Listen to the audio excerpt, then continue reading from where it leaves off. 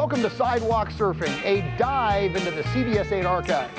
Over the next 30 minutes, we're going to take you on a virtual video time machine of sorts. Walk with me, and I'll tell you the inspiration for our show. Just down the hall from our main studios here is the archive room, the video vault, if you will.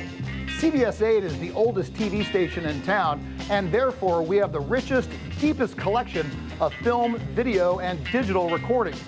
We went on the air in 1952, and this room holds the heart and soul of our news coverage over the past 70 years. Today, we dive into the archives and look at the best skateboarding nuggets we've ever aired. We start with this 3/4-inch videotape from 1986. On it is a feature story on then 18-year-old skating phenom, Tony Hawk. Here's the anchor script that goes with the story back in 1986. That night, the anchor lead-in to the story went like this. Another popular sport doesn't need snow. Concrete is the preferred turf. And the big word in skateboarding is the Hawk. News 8's Linda Moore introduces us to San Diego's skateboarding king. Skateboarding's back, and no one's flying higher right now than Tony Hawk. That tall, lanky 18-year-old from Carlsbad that's the house. The skateboarding world around. That's the house that I bought. Pause for a second. And when I was in high school, and I see parked across the street is my first car, 1977 Honda Civic. It is. That's crazy because I have not. Someone asked me recently, "Do you have a picture of that car?" And I said, "No, I don't." So this is the first image I've seen of it since then. So let's pause for a moment there and let me ask you, at 18 years old, you've bought a house. Now, is that your parents realizing you're making a lot of money investing in real estate, or do you have a brain you're saying, well, I've bought my Honda and I've got a nice skateboard, I guess it's time to buy a house? No, it was absolutely my dad encouraging me to put my money away because he was worried, and rightly so, that it wasn't going to last. and were you thinking, Dad, I don't want to buy a house, or what were you thinking? No, I was actually 17 when he brought up the idea to me, so the idea of living on my own and having roommates my age, yeah, I was all in. I mean, I don't think he understood that he was planting the seeds of party time. Of a party time, yeah. He's appeared in several films, including the upcoming Police Academy 4, and was featured in this TV commercial for Mountain Dew. It's great. Wow. Sometimes it's weird because you don't expect people to recognize you when you're walking down the street, because I'm just like everyone else. And that Mountain Dew commercial was shot near Balboa Park. Oh, it was? Yeah. How about the haircut? I mean, that was my, I guess that was my signature back then.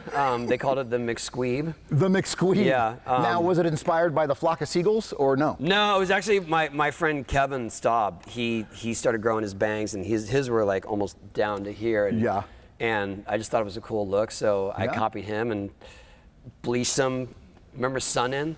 Yes, I remember the commercials. Yeah, except it started turning our hair orange, so we went and got it professionally done. But yeah, people ask me that a lot. If that's flock of seagulls, that wasn't the vibe. Okay, it was your buddy.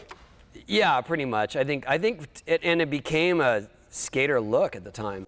Cashing in on skateboarding's new popularity, he's marketing a skateboard that bears his name and is developing his own line of clothing. for an 18-year-old, well, for actually anyone, I'm making a lot of money. More money than you thought you'd ever make? A lot more. In this exact time frame, I look exactly like my son Keegan. Really? Like, yeah, my son Keegan right now, he's actually turning 21 next week. But you see your son there? Absolutely, yeah. I never imagined there'd be a whole article or a whole segment just of me on a jump ramp outside my house. I really don't remember that. You don't remember that? And no, because I thought we shot everything for news segments back then at the skate park. Oh, at the park. Yeah. Must have been something special about Channel 8. And it looks like your ramp has gotten a little bigger here. Yeah, I added on to it. Once all the fame and fortune has passed, then he says he'll go to college. Thinking about mathematics as a major. Good idea. This Hot Wheeler may have a lot of change to count in the future. Linda Moore, News 8, Carlsbad. Once all the fame and fortune is over, you're going to go to college. Did you ever go to college? I didn't. I did go tour a couple campuses with my dad, just to appease him. You did? Yeah, because he was. I was going to be the first of his kids to not go to college. I have three older siblings. Okay. Who all went to college. So I think that that was a tough pill for him to swallow. But after this is when things started to get a lot bigger, and where he saw that this is probably a more promising future. Okay, let's go. We've got another clip to show you here. Okay. Yeah, so this had to be one of the YMCA skate parks. Yeah. I'm guessing Encinitas or Mission Valley. I think the photog just said he was going to get out of the way. Collision. Well, Now, do you remember that happening? I don't remember that happening, no. You don't. No. You've fallen too many times. I mean, how often does I've fallen and dealt with camera people in the wrong place enough, but that was more my fault, because you can tell I'm approaching the rail. I should know the distance from my board to the ground and how much room I need. So that's on me. If I got hurt doing that, it's my fault. Well, the cameraman behind that camera is here today. That's Kenny over here. Oh. And I almost ruined your career. You did. You did it. It's okay. It's not my first rodeo. You got up and besides that, like, look, if you can pick which one of these is from that incident, then you're better than I am. Tony, we appreciate your time as always. Thank you. We want to thank Tony for going down memory lane with us. Always a class act and always a lot of fun to be with. All right, for you tech geeks out there, we shot on videotape here at CBS 8 from the mid-1970s through the end of the 1990s, before moving on to digital formats. But from the station's founding in 1952 all the way to the mid-70s, everything was shot on film. This canister is from 1965, and in it is a reel marked skateboarding. On it is a feature story on a man who would go on to become a member of the Surfing Hall of Fame. Jake Gariani has that story. San Diego has always been and will always be a skater's paradise because of its unbeatable year-round weather, the rolling hills, and of course its laid-back vibe. But the only reason we've gotten to this point is because of trailblazers like Skip Fry, who may be known more in the surfing world, but make no mistake, paved the way for skateboarding.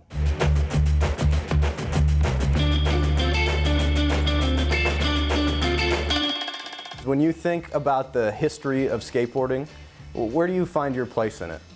Probably one of the first guys to really actively do it. We were just getting on it and riding it. In fact, that's how skateboard really developed, was surfers wanted something like sidewalk surfing, you know, wanted something that felt like skateboarding when they couldn't surf, when the wind was blowing in the afternoon or the surf was down, and that's how we kind of gravitated to it, you know. The boards weren't as available. A lot of them were just made by hand, you know, like yeah, let's show this thing guy up. Here.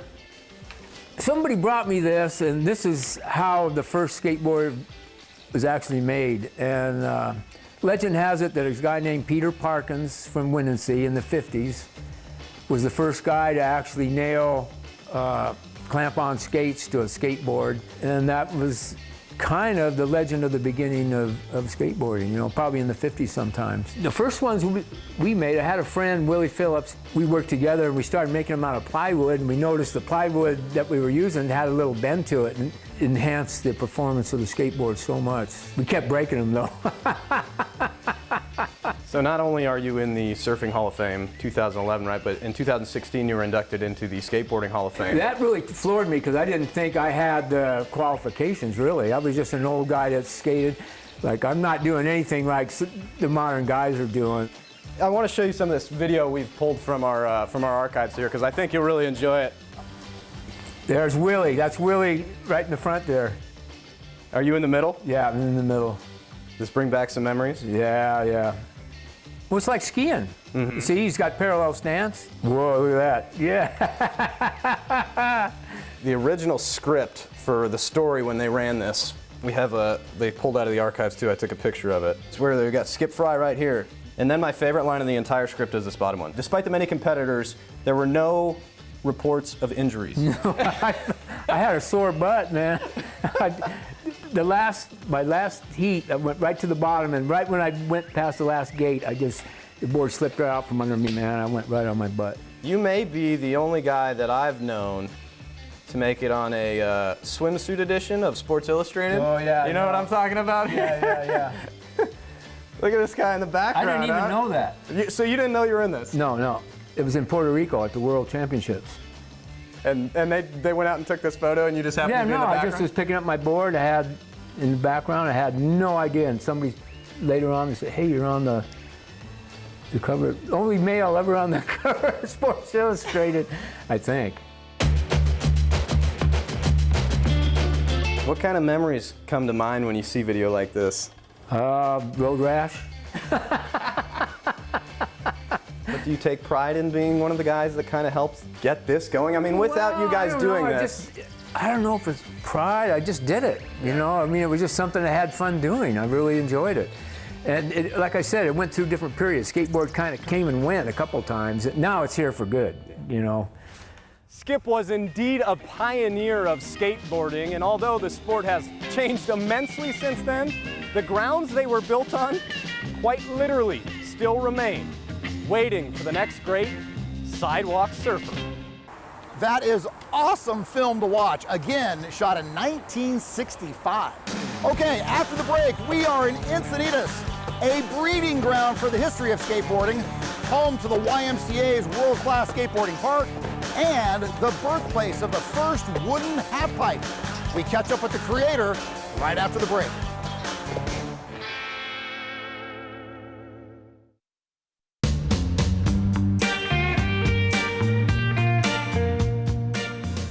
Back in the 1970s, skateboard parks like this were a thing of the future. Deep in the video vault, we unearthed a story that is the precursor to the skateboard park. In 1977, Encinitas resident Tom Stewart came up with the idea to build a half pipe out of wood.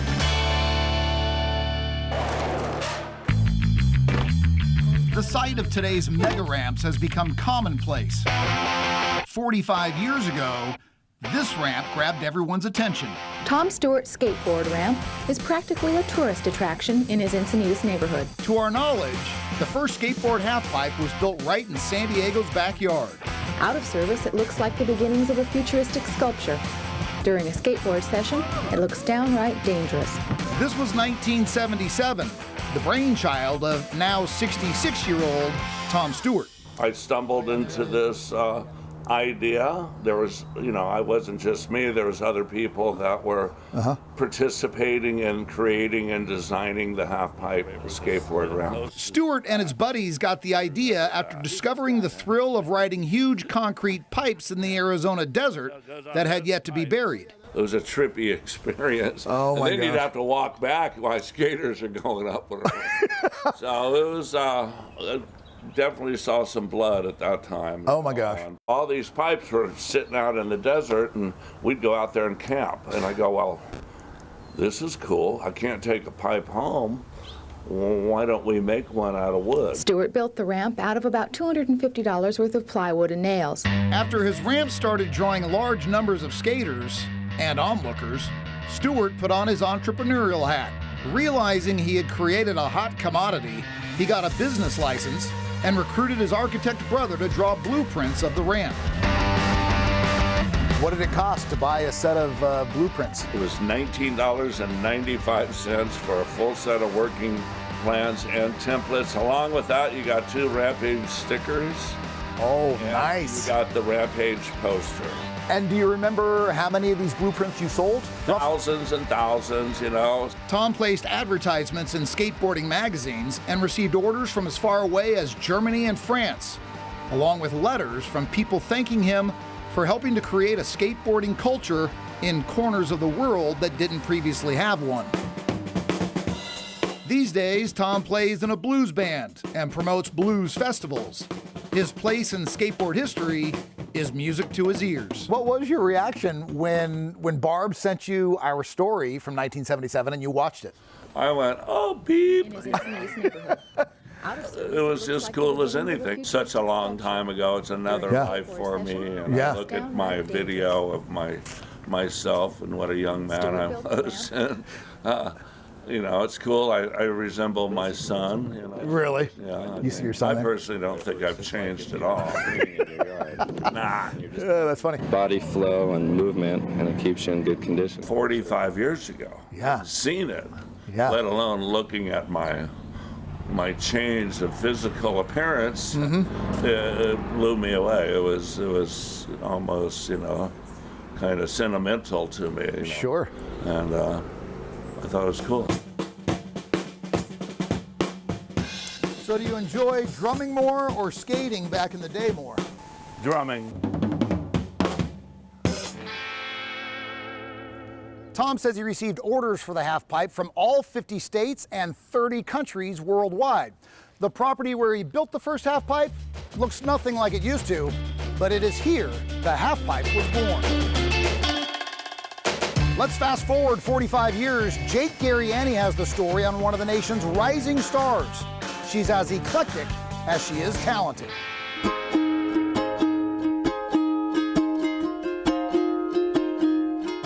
Trying to explain who 17-year-old Bryce Wettstein is seems, well, impractical. I was once embedded in life's imagination.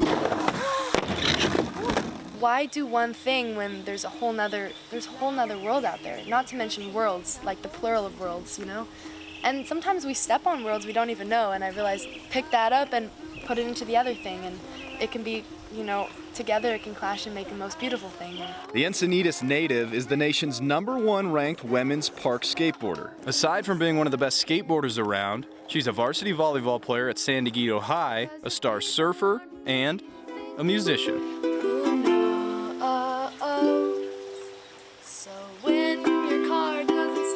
And while you can find Bryce's music on Spotify and other platforms, you're likely to find Bryce herself at this year's Summer Olympics. Currently, the Olympic Games in Tokyo are set for July, but with so much uncertainty in our world and one more qualifier for Bryce to compete in, the Wettsteins are staying grounded. I don't know until the spontaneity of the unprompted moment, you know, like rolls over me. I don't know how it's going to be, but it's going to be that much more majestical thinking about it beforehand. That was over a year ago I sat down with the Wettstein family, and since then they've donated their half pipe to the local YMCA, and Bryce became an Olympic athlete.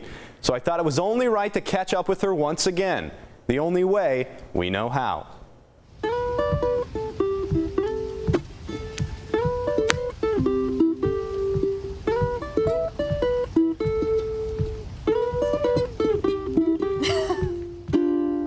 Bryce, it's been a year, actually more, since the last time you and I talked. You were getting ready to go to the X Games. You were getting ready to go to the Olympics. How much has your life changed in a year? Well, I think my life has changed in an amount where it seems as if almost nothing's changed because everything's changed. It's like that area of life where when things are so at rest, it's really like they're moving around, like a cocoon almost, like it looks so still, but what's really happening on the inside. What was your experience like at the Olympics? It was kind of like that big dream that I like mustered up in my head come to life, and my heart was just like open to every single person I'd ever met. So I don't think I could ever ask for a better place to be than the Olympics. But despite it just being the Olympics, it was also like a revelation. Like, this is kind of the summit of your life that you've always hoped to be around, and it's real, it's here, and it's magical. What does it mean to you to have your name mentioned in the history of San Diego skateboarders? History, it already seems so far ago, but it also seems right there at the same time. So I think going down into San Diego's history of skateboarders, it kind of doesn't just mean everything, it means anything. Like, all the anythings that led to everything. That's what it means to me. Great stuff, Jake. Thank you very much. Still more ahead after the break. The skateboarding cowboy who stole the show in Oceanside back in 1978, and how he skates today.